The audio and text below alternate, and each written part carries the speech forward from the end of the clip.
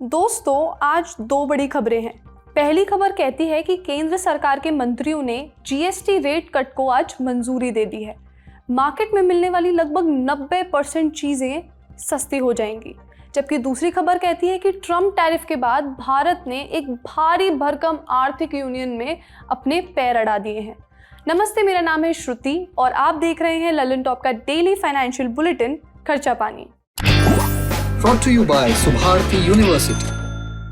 Subharti University, one of the leading universities of North India. Exciting college life and top placements. Join Subharti University, Meerut. पहली बड़ी खबर है GST को लेकर।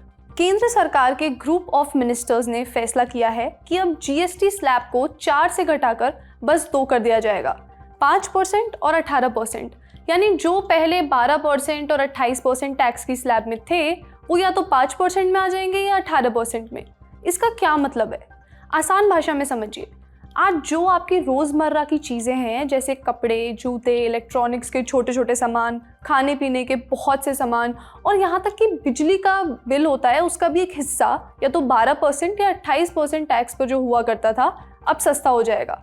उदाहरण के लिए इकोनॉमिक टाइम्स की एक रिपोर्ट का हवाला देते हैं। पहले जो मोबाइल फ़ोन या दूसरे इलेक्ट्रॉनिक्स 12% टैक्स पर थे, अब कुछ छोटे डिवाइस 5% पर आ जाएंगे। और कपड़े, टोपी, जूते जो अक्सर 12% में आते थे, उनमें भी आपको राहत मिल सकती है। ऑनलाइन खाना या केटरिंग जैसी सेवाएं जो ऊपर के स्लैब में थी, वे अब 18% में आ सकती हैं, जिससे आपको बिल कम दिखेगा। इतना ही नहीं, करीब 99%, यस 99% ऐसे सामान जो 12% टैक्स पर थे, अब सिर्फ 5% टैक्स पर देंगे। और 28% वाले 90% उत्पाद अब 18% पर आ जाएंगे। इसका मतलब साफ है, आपकी रोज़मर्रा की ज़रूरतें सस्ती होंगी, जिससे आप ज़्यादा खरीद सकेंगे और दुकानदारों को भी फ़ायदा होगा। और क्या सस्ता महंगा होगा, ये सुनते हैं एक्सपर्ट से। देखिए, सबसे पहले तो ये बहुत अच्छा डिसीजन है हमारे गवर्नमेंट का और मोदी जी का कि कुछ स्लैब्स को खत्म कर दिया जाए और कुछ चीज़ें सस्ती हो जाएंगी। और जो हम सस्ती की बात करें तो सबसे ज़्यादा सस्ता होगा जो वेजिटेबल और फ्रूट बेस्ड आइटम्स हैं। बहुत सारी जो एरिएटेड नहीं है, जिसके अंदर फिज नहीं होता है, जिसके अंदर हम लोग कह लें जैसे कोका कोला वगैरह, उसकी बात नहीं करेंगे। उसके अलावा ड्राइड फ्रूट्स हैं, जो सूखे फ्रूट्स मिल रहे हैं आज की डेट में मार्केट के अंदर, वो सब सस्ते हो जाएंगे। फूड आइटम्स बहुत सारी हैं जो 12% में आती है, वो सब सस्ती होंगी। कैंडल्स सस्ती हो जाएंगी। पेंसिल्स, पर्टिकुलरली मैं पेंसिल इसलिए बोलना चाहूंगा कि पेंसिल और पेन ऐसा है जो हर आदमी यूज कर रहा है, वो सस्ता होगा। वुडन आइटम्स कुछ सस्ती हो जाएंगी और मेडिसिन और मेडिकल आइटम्स जो हैं वो भी सस्ती होंगी। उसके अलावा पेपर सस्ता हो जाएगा, पेपर बोर्ड भी सस्ते होंगे। एक चीज मैं इसमें अंदर ऐड करना चाहूंगा कि ऐसा नहीं है कि सब चीजें 12 से सीधा 5 में आ जाएंगी। कुछ आइटम ऐसी भी होंगी जो 12 से 18 में जाएंगी, क्योंकि अगर आप आज की न्यूज आइटम भी पढ़ें तो जो गवर्नमेंट ऑफ मिनिस्टर्स ने कहा, उन्होंने बोला 99% आइटम्स नीचे आ जाएंगी, लेकिन 1% उन्होंने फिर भी रखी है। अब मुझे नहीं लगता 1% होगा, हो सकता है 1% से ज्यादा हो, तो वो आइटम्स 18 में चली जाएंगी। लेकिन जो सस्ती होंगी उसके अंदर अब मैं ऐड करूँ तो कपड़े और जूते, जो कि 1,000 रुपए से ऊपर के होते थे, 1,000 से नीचे वाले तो पहले से भी 5% में थे, लेकिन 1,000 से ऊपर के 12% में थे, तो वो दोनों भी सस्ते हो जाएंगे। 99% उम्मीद क्या 100% है। उसके अलावा एग्रीकल्चर मशीनरीज थी, वो सस्ती हो जाएंगी, जैसे ट्रैक्टर्स और ट्रैक्टर के पार्ट्स हुआ करते थे, या कुछ किचन यूटेंसिल्स हैं हमारे यहाँ, जो किचन आइटम्स हैं, बर्तन हैं, वो भी सस्ते होंगे। साइकिल सस्ती हो जाएगी। और टॉयज, बहुत सारे टॉयज ऐसे थे जो 18 और 12% दोनों में आते हैं, तो 12% वाले तो सस्ते हो जाएंगे टॉयज। कहने वाले इसको जीएसटी 2.0 कह रहे हैं, लेकिन ये बदलाव क्यों बड़ा है, हम ये जानते हैं। क्योंकि इससे पहले इस साल सरकार ने इनकम टैक्स में भी बड़ी छूट दी है। जब इनकम टैक्स कम होगा तो आपकी कमाई के साथ साथ खर्च करने की ताकत भी बढ़ेगी। अब जीएसटी भी सरल है और सस्ता हो जाएगा, तो आपके हाथ में ज़्यादा पैसा होगा, जो सीधे बाजार में जाकर नए सामान और सेवाओं को खरीदेगा। लेकिन ये फैसला ऐसे ही नहीं हुआ है। 15 अगस्त 2025 को लाल किले से पीएम नरेंद्र मोदी ने बाकायदा इसकी झलकियां दिखाई थी। आपकी डबल दिवाली का काम मैं करने वाला हूं। इस दिवाली में आपको एक बहुत बड़ा तोहफा देशवासियों को मिलने वाला है। पिछले 8 साल से हमने जीएसटी का बहुत बड़ा रिफॉर्म किया। पूरे देश में टैक्स के बर्डन को कम किया, टैक्स की व्यवस्थाओं को सरल किया, और 8 साल के बाद समय की मांग है कि हम एक बार उसको रिव्यू करें। हमने एक हाई पावर कमेटी को बिठा करके रिव्यू शुरू किया, राज्यों से भी विचार विमर्श किया। और मेरे प्यारे देशवासियों, हम नेक्स्ट जनरेशन जीएसटी रिफॉर्म्स लेकर के आ रहे हैं। ये दिवाली के अंदर आपके लिए तोहफा बन जाएंगे। सामान्य मानवीय की जरूरतों के टैक्स भारी मात्रा में कम कर दिए जाएंगे। ऐसा नहीं है कि सरकार ने सब कुछ पर टैक्स गिरा दिया है। महंगी और लग्जरी चीज़ें जैसे बड़े वाहन और शराब तंबाकू पर अभी भी भारी टैक्स है, यानी 40% तक टैक्स लगेगा, 40%, ताकि सरकार की आमदनी भी बनी रहे। सरकार ने ऐसा फैसला लिया क्यों, सुनते हैं एक्सपर्ट से। देखिए 40% की जब मैं बात करता हूँ तो 40% टैक्स लगेगा नहीं, टैक्स लग रहा है, आज भी लग रहा है। वो ऐसे लग रहा है कि जीएसटी 28% लगता है और एक कंपनसेशन सेस है वो 12%, 15% और कुछ केसेस के अंदर 70% भी है।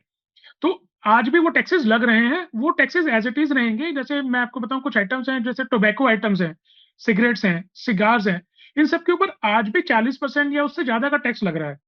तो वो टैक्स कंटिन्यू रहेगा। इसके अंदर मेजरली आइटम्स आती हैं, टोबैको बेस्ड आइटम्स आ गई और एरिएटेड बेवरेजेस आ गए, जिसके अंदर हम लोग कोका कोला, पेप्सी वगैरह की बात करते हैं, या फिर वो आइटम्स आ गए जैसे गाड़ियों की बात करते हैं। तो ये गाड़ियां ऐसी हैं जिनके ऊपर आज भी 40% से ऊपर टैक्स लग रहा है। तो कोई नया स्लैब नहीं आएगा। जो गुड्स पहले भी 40% से ज्यादा के टैक्स में थी, वो टैक्स में रहेंगी।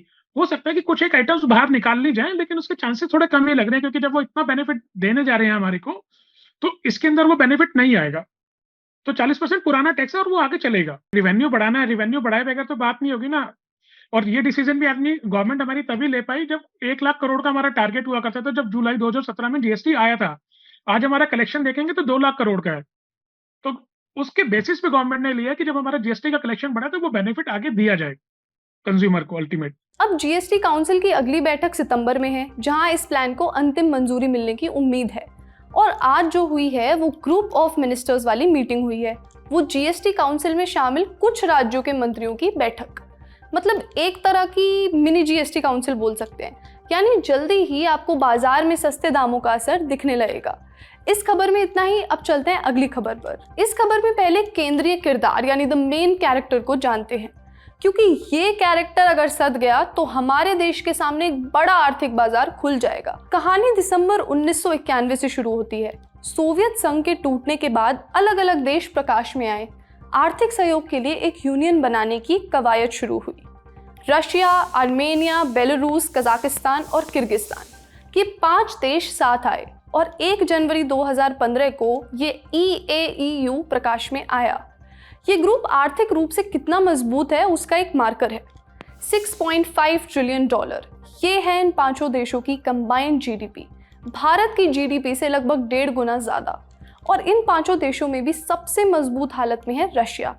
यानी ये कह सकते हैं कि रशिया EAEU की अगुवाई करता है। पात्र परिचय खत्म, अब काम की बात करते हैं। भारत ने इसी EAEU से 20 अगस्त को ट्रेड एग्रीमेंट की बातचीत शुरू करी है। फिर से इंडियन एक्सप्रेस के पत्रकार रवि दत्ता मिश्रा की एक रिपोर्ट में ये जानकारी दी गई है। और क्या कहा गया कि भारत ने EAEU से फ्री ट्रेड एग्रीमेंट पर बातचीत शुरू करने के लिए टर्म्स ऑफ रेफरेंस पर साइन किए। साइन किस शहर में हुए? मॉस्को में।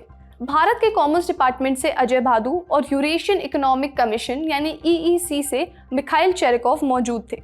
अब 5 देशों के यूनियन और भारत के बीच फ्री ट्रेड एग्रीमेंट होगा तो इन तमाम देशों के बीच आपस में व्यापार करना आसान हो जाएगा।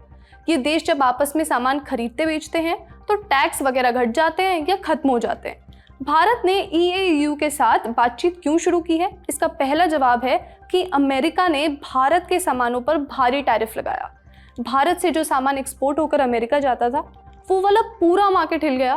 तो हमारे वित्त राज्य मंत्री पंकज चौधरी ने हाल ही में संसद में जानकारी दी थी कि अमेरिका द्वारा घोषित अतिरिक्त टैरिफ से भारत से अमेरिका को होने वाला निर्यात का लगभग 55% हिस्सा प्रभावित होगा। इसलिए भारत नए बाजार तलाशने के लिए हाथ पैर मार रहा है। इसी क्रम में चीन से भी बात हुई, इसी क्रम में रूस से भी बात हुई और अब EAEU से बात हो रही है। लेकिन ध्यान दीजिए कि हमने कहा कि EAEU से बात फिर से शुरू हुई है। फिर से मतलब क्या पहले भी हुई थी? हाँ, 2022 तक बातचीत चल रही थी, लेकिन रशिया यूक्रेन युद्ध शुरू हुआ तो बातचीत थोड़ी रुक गई थी। अब फिर से शुरू हो गई है। अगर ये डील हो गई तो मामला सेट हो जाएगा। तो ये था आज का खर्चा पानी। स्क्रिप्ट लिखी है हमारे साथी प्रदीप यादव ने। अपना ख्याल रखिए और स्वस्थ रहिए।